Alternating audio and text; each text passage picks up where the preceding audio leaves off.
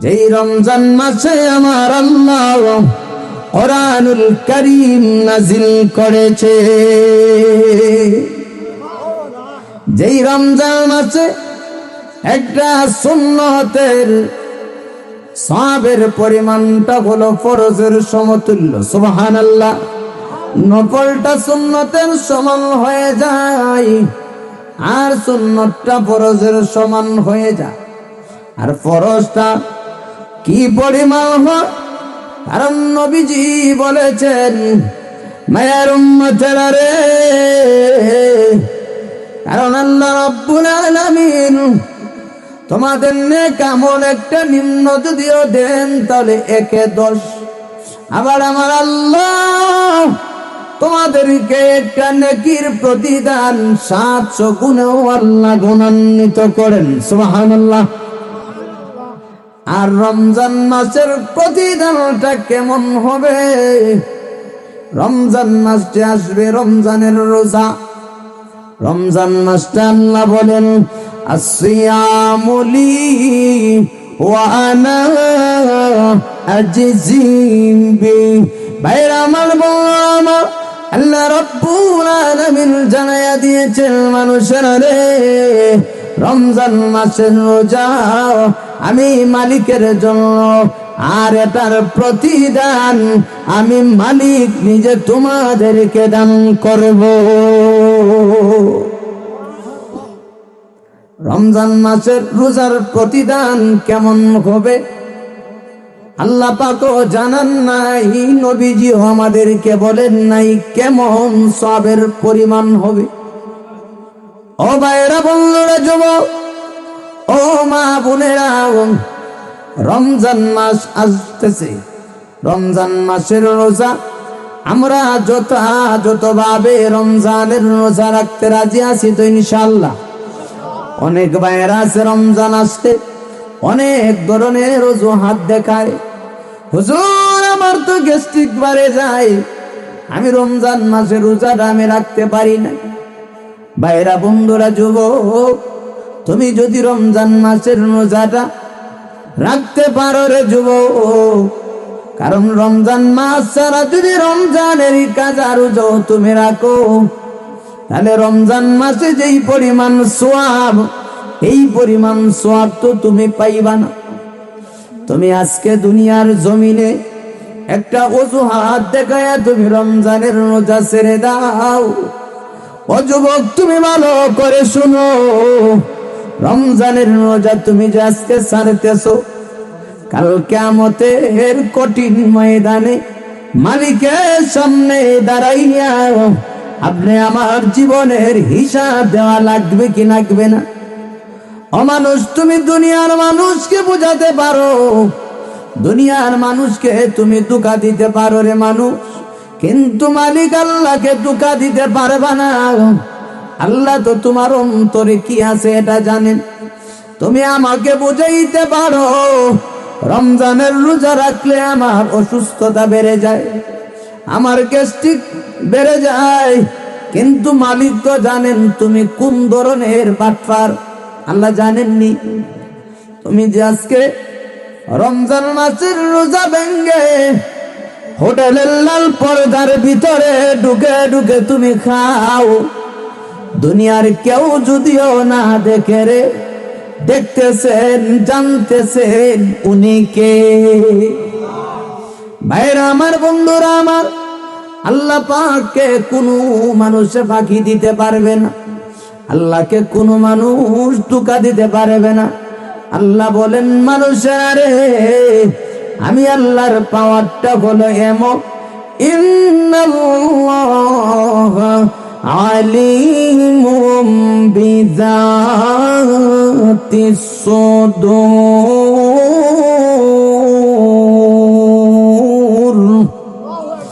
মান আমিলা সালিহাম মিন যাকারিন আও উনসা ওয়া হুয়া মুমিন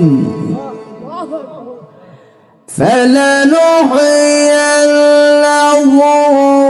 حياة طيبا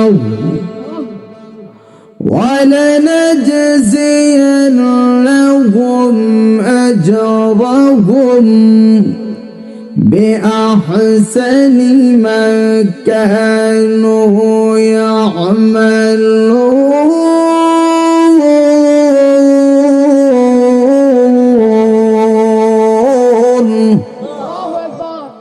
আল্লাহ রাব্বুল আলামিন বলেন মান আমিলা সালিহাম মিন যাকারিন আও উনসা আল্লাহ রাব্বুল আলামিন বলেন দুনিয়াতে যারা নেক আমল করবা পুরুষ হোক আর নারী হোক নেক আমল করবা কোন হালতে ঈমানি হালতে আল্লাহ বলেন পৃথিবীর ইমানদার তুমি যদি ঈমানি হালতে পুরুষ হোক আর নারী হোক যারা নেক আমল করবা আমি আল্লাহ তোমাদেরকে তোমার দুনিয়ার জীবন সুখের জীবন আমি আল্লাহ বানায়া দিব সুবহানাল্লাহ আর জোরে বলেন সুবহানাল্লাহ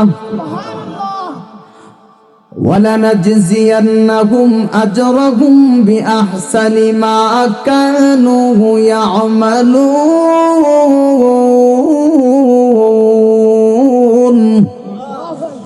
আল্লাহ বলেন আমি আল্লাহ এটার প্রতিদান পরকালে তোমাদেরকে বিশাল আকার বানায়া দান করব। এরে দুনিয়ার ইমানদার মুমিন মুসলমান ভালো করিয়া শোনো, ভালো করিয়া শোনো। দুনিয়াতে যেইভাবে পুরুষেরা নেক আমল করে মহিলারা অনেক আমল করে, কথা বলেন ঠিক কিনা? পুরুষেরা অনেক আমল করে মহিলারাও করে। আল্লাহ এই জন্য অন্য আয়াতে বলেন পৃথিবীর ইমানদার মুমিন মুসলমান আমি আল্লাহ তোমাদের নেকির কারণে তোমাদের বদিগুলা মিটাইয়া দেই। ইন্নাল হাসানাত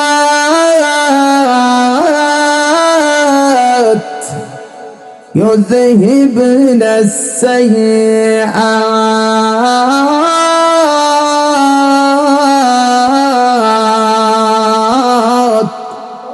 আল্লাহ রাব্বুল আলামিন বলেন পৃথিবীর ইমানদারেরা তোমাদের নেকির কারণে আমি আল্লাহ তোমাদের বদিগুলা মিটাইয়া দেই। সুবহানাল্লাহ।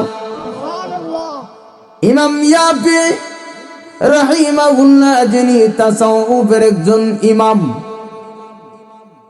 ইমাম ইয়াফি রাহিমাহুল্লাহ ওনার কিতাবের মধ্যে একটা ঘটনা উল্লেখ করেন। একজন যুবক প্রতিদিন গুনার কাজ করত, প্রতিদিন গুনার কাজটাই ছিল তার নেশা, তার পেশা।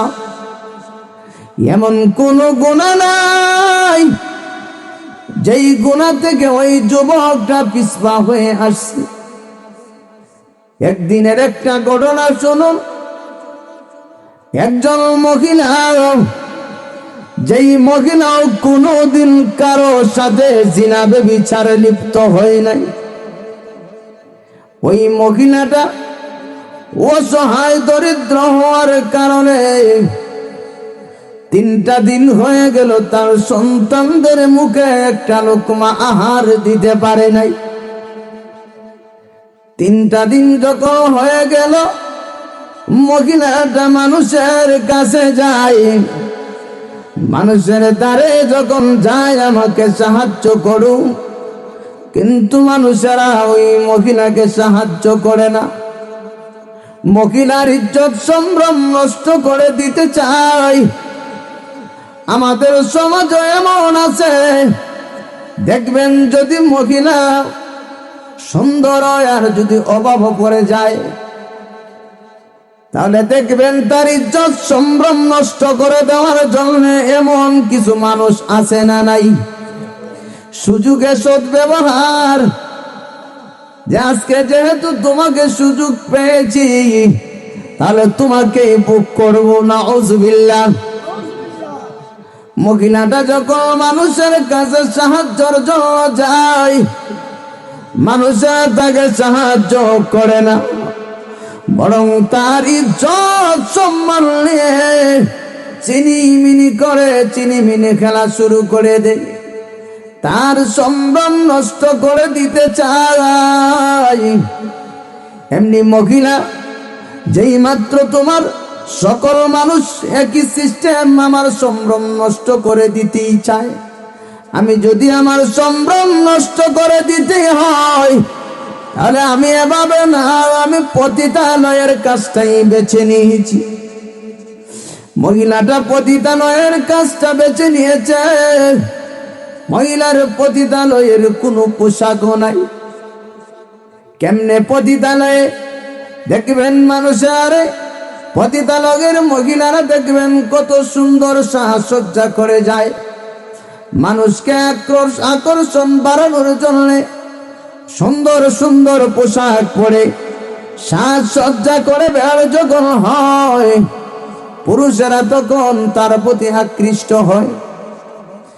ওই মহিলাটা কোনো পোশাক তার কাছে নাই, সে একজনের কাছ থেকে একটা পোশাক দান নিয়ে রাস্তায় যখন দাঁড়িয়েছে, আর ওই যেই যুবক প্রতিদিন গুনার কাজে যায়, ওই মহিলার উপর যখন তার দৃষ্টিটা পড়ল, মহিলার সাথে কথা বলে মহিলাকে নির্ধারিত টাকার মাধ্যমে তার বাড়িতে নির্জন কক্ষে নিয়ে গেল। মহিলার হাতটা যখন ধরল, এমনি মহিলা ডাক দিয়া বলে, এরে যুবক, আমি আসলে কোনো পতিতালয়ের মেয়ে না, আমি আসলে কোনো বেশ্যা মেয়ে না রে যুবক। আজকে আমার অভাবে আমার স্বভাব নষ্ট করে দিয়েছে। এটা যুবক আমার অভাবে স্বভাব নষ্ট করে দিয়েছে। আমি মা হইয়া ব্যর্থতার দায়ে আজকে 3টা দিন হয়ে গেল আমি আমার সন্তানদের মুখে একটা লুকমা আহার দিতে পারি নাই। এটা যুবক, আমি এই কারণে আমি অসহায় হইয়া মানুষের কাছে গিয়েছিলাম, মানুষেরা আমাকে সাহায্য সহযোগিতা করে না, আমার ইজ্জত সম্মান নষ্ট করে দিতে চায়। মানুষেরা যেহেতু আমার ইজ্জত সম্মান নষ্ট করে দিতেই চায়, তাই আমি এই পতিতালয়ের কাজটারে যুবক বেছে নিয়েছি। আর আমি কোনোদিন কোন যুবকের সাথে খারাপের মধ্যে মিলিত হই নাই। ওরে যুবক, তুমি আমাকে আজকে এনেছো, আমি আসলে কোনো পতিতালয়ের মেয়ে না। যেই মাত্র যুবক এমন করুণ কাহিনী শুনেছে, যুবক আর মহিলার সাথে খারাপের মধ্যে যায় না। মহিলাকে ডাক দিয়া বলে, ওগো মহিলা, তুমি আমার একজন দুনিয়ার মধ্যে মা আছে গো, তাহলে শোনো, আমারও দুনিয়ার মধ্যে একজন মা আছে। কারণ তুমি তোমার সন্তানদের মুখে একটা লুকমা আহার দেওয়ার জন্য তুমি আজকে এমন রাস্তায় নামছো। ওগো মা, আমি তোমাকে বললাম তোমার সাথে আমি খারাপির মধ্যে যাব না গো। আমি তোমাকে যেই টাকার বিনিময়ে এনেছি, ওই টাকাটা আপনি নেন, আর আমি আপনাকে ওয়াদা দিলাম, আমি পৃথিবীর জমিনে বেঁচে থাকতে যদি আপনার কোনো সাহায্য সহযোগিতার প্রয়োজন হয়, আমি আমার শরীরের চামড়া বিক্রি করে হলেও আপনাকে সহযোগিতা করে যাব। সুবহানাল্লাহ। ভাইরা, বন্ধুরা, যুবক, ওই যুবকটা যখন ওই মহিলার সাথে খারাপি না করে মহিলাকে ছেড়ে দিয়েছে, যুবকটা যখন তার করে তার মায়ের কাছে যখন গিয়েছে, মার কাছে যাওয়ার পর মা তাকায় দেখে তার সন্তানের চেহারাটা এত জলমল করে, চেহারার মধ্যে আনন্দের ছাপ দেখা যায়। এমনি মা ডাক দিয়া বলে, রে সন্তান, বলো বলো, তোমার চেহারার মধ্যে আমি আজকে এত আনন্দের ছাপ দেখতেছি রে, কারণটা কি তুমি আমাকে খুলে বলো। এমনি যুবক ডাক দিয়া বলে, মাগো, আমি একজন মহিলাকে আমার নির্জন কক্ষে নিয়েছিলাম খারাপির জন্য, কিন্তু গো মা, আমি যখন তার একটা করুণ কাহিনী শুনেছি, মহিলাটা তার সন্তানদেরকে 3টা দিন হয়ে গেছে কোনো খাবার দিতে পারে নাই। মানুষেরা তার সম্ভ্রম নিয়ে চিনিমিনি খেলতে চায়, মানুষেরা তার ইজ্জত নষ্ট করে দিতে চায়, আর ওই মহিলা কোনোদিন কারো সাথে খারাপের লিপ্ত হয় নাই গো মা। ওই মহিলাটাকে আমি এনেছিলাম, আর আমি তার করুণ কাহিনী শুনে গো তার সাথে আমি খারাপিতে লিপ্ত হই না। এমনি মা ডাক দিয়া বলে, এরে সন্তান, আমার জানা মতো তোমার জীবনের এটাই বড় নেকামল, এটাই প্রথম নেকামল। এরে যুবক, তুমি তোমার ডায়েরিতে এই কাজটা তুমি লিখো, যেই কাজটা আজকে তুমি করেছো। কারণ যুবক প্রতিদিন তার ডায়েরির মধ্যে যতগুলা কাজ করত সবগুলা তার ডায়েরিতে লিপিবদ্ধ করত, লিখে রাখত। মা ডাক দিয়া বলে, ওরে সন্তান, তুমি তোমার ডায়েরির মধ্যে এই কাজটা লিখো। এমনি যুবক ডাক দিয়া বলে, মা, আমি কোথায় লিখবো গো? আমার ডায়েরিতে তো আমি কোনো জায়গায় খালি দেখতেছি। মা ডাক দিয়া বলে, সন্তান, তুমি কোনো বাহানা করিও না, কোনো বাহানা না করে তুমি লিখো। এমনি যুবক খাতার একটা কোণে আজকের ওই কাজটা যখন লিখে ঘুমালো, প্রতিদিন তার একটা অভ্যাস ছিল, প্রতিদিন সকালবেলা তার ডায়েরিটা খুলে দেখতো তার প্রতিদিনের লিপিবদ্ধ গুলা কিভাবে আছে। আজকেও যখন সেই কাজটা লিপিবদ্ধ করে ঘুমালো, সকালবেলা যখন তার ডায়েরিটা খুলে ডায়েরিটা খুলে দেখতেছে তার সকল আগের যত কৃতকর্ম ছিল, সকল কৃতকর্ম গুলা মুছে গেছে।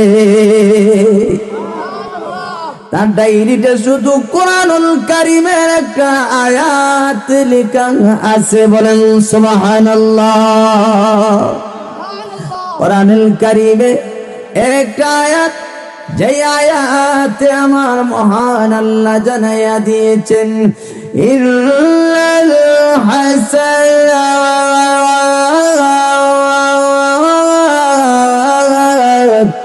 ইউযহিবনা আস-সাইয়্যাত যালিকা যিকরা লিয-যাকিরিন।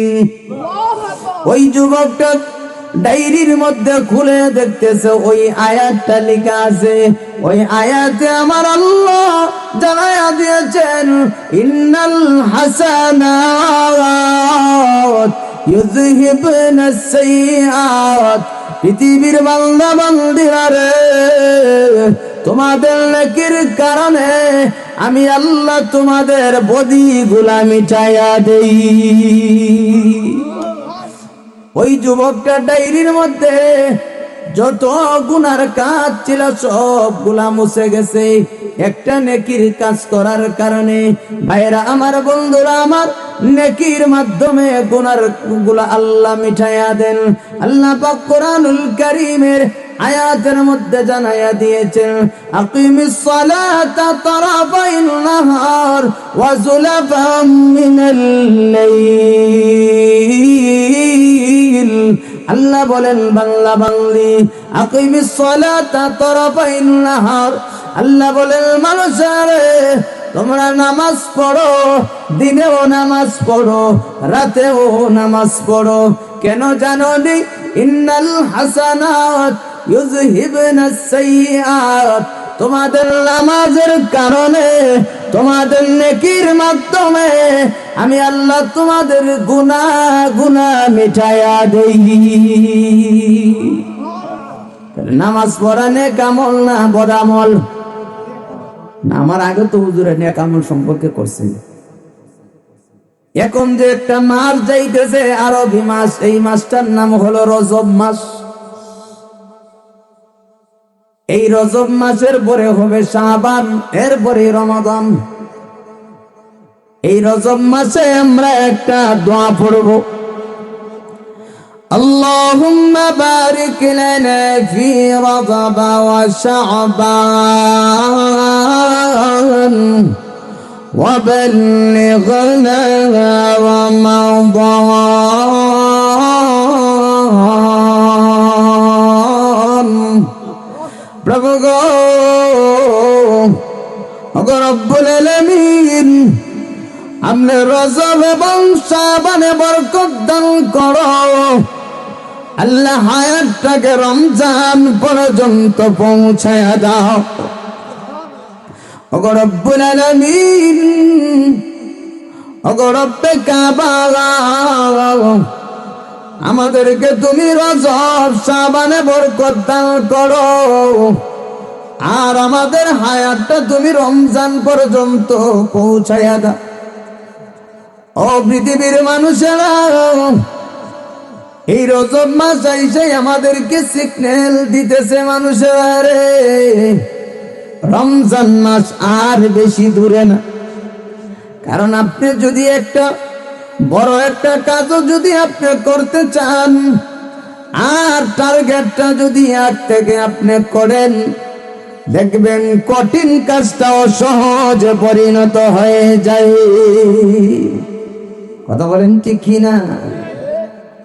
এই জন্য ভাইরা আমার, এই রমজান মাস আসতেছে আমাদের ইবাদত বন্দেগীর মাস। যেই রমজান মাসে আমার আল্লাহ কোরআনুল কারীম নাজিল করেছে, যেই রমজান মাসে একটা সুন্নতের সওয়াবের পরিমাণটা হলো ফরজের সমতুল্য। সুবহানাল্লাহ। নফলটা সুন্নতের সমান হয়ে যায়, আর সুন্নতটা ফরজের সমান হয়ে যায়। আর ফরজটা কি পরিমাণ হয়? কারণ নবীজি বলেছেন, মায়ার উম্মতেরা রে,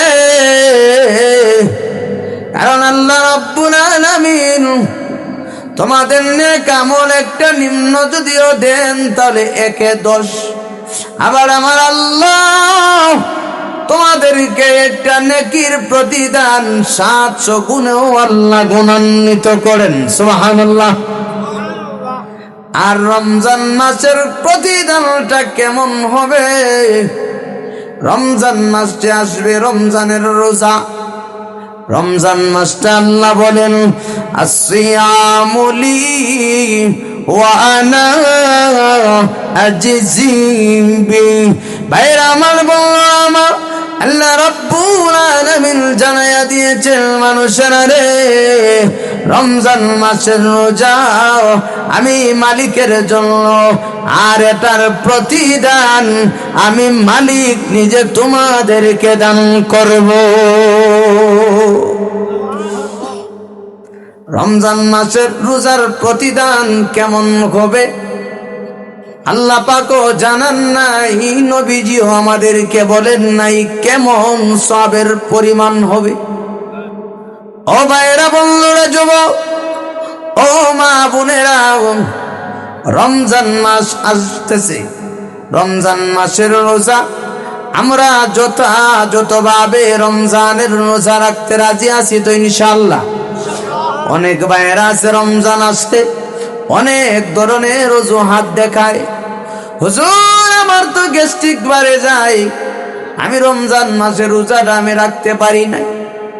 ভাইরা, বন্ধুরা, যুবক, তুমি যদি রমজান মাসের রোজাটা রাখতে পারো রে যুবক, কারণ রমজান মাস ছাড়া যদি রমজানের কাজা রোজাও তুমি রাখো, তাহলে রমজান মাসে যেই পরিমাণ সওয়াব, এই পরিমাণ সওয়াব তো তুমি পাইবা না।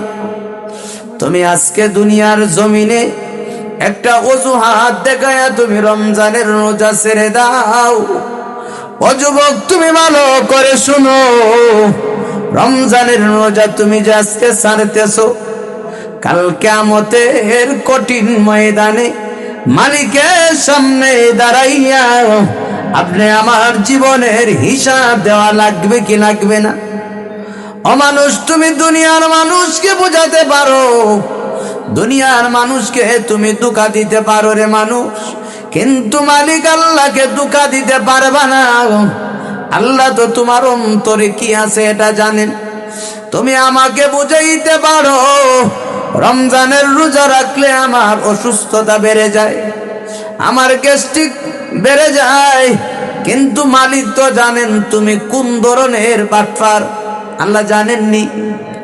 তুমি যে আজকে রমজান মাসের রোজা ভেঙ্গে হোটেলের লাল পর্দার ভিতরে ঢুকে ঢুকে তুমি খাও, দুনিয়ার কেউ যদিও না দেখে রে, দেখতেছেন জানতেছেন উনি কে।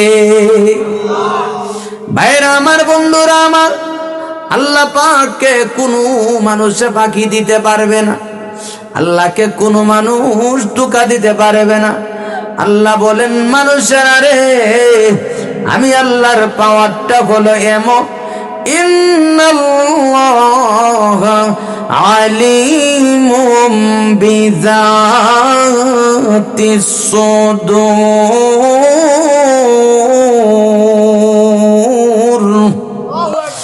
পৃথিবীর মানুষেরা রে, আমি আল্লাহ তোমাদের অন্তরে কি কল্পনা জল্পনা হয় এটা পর্যন্ত আমি মালিক জানি। দুনিয়ার কোন মানুষের সামনে তুমি এটা বলো নাই, কিন্তু আমি মালিক এটা জানি। এজন্য তুমি রমজানের রোজা ছেড়ে দিও না, তুমি 5 ওয়াক্ত নামাজ তুমি ছেড়ে দিও না। অমানুষ, তুমি আমল করো, নেক আমল বেশি বেশি যদি করো, তোমার ঈমানের পাওয়ার বাড়ে। সুবহানাল্লাহ। কারণ তুমি মনে করিও না তুমি ঈমান এনেছো এই বলেই তুমি জান্নাতে চলে যাইবা, তোমার পরীক্ষা হবে না। তুমি এটা মনে করিও না যুবক, পরীক্ষার সম্মুখীন সকল মানুষ হতেই হবে।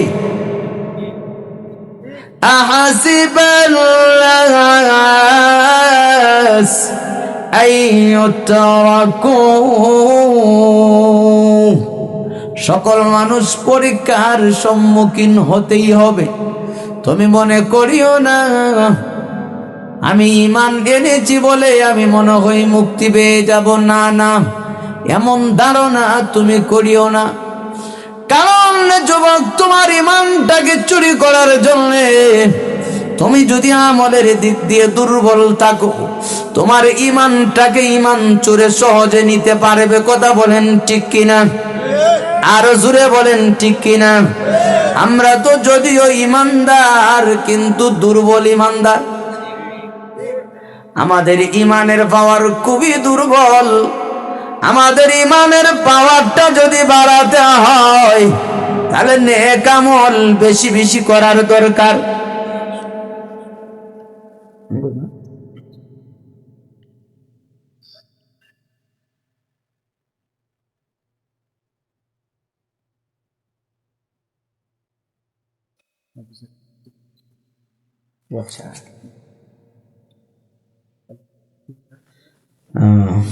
মাশাআল্লাহ। নেক আমল, দান খয়রাত করা নেক আমল না বদ আমল? আরো আসতে বলেন, কি আমল? সাহাবায়ে কেরাম দান খয়রাত যখন রাসূল আলী শুধু বল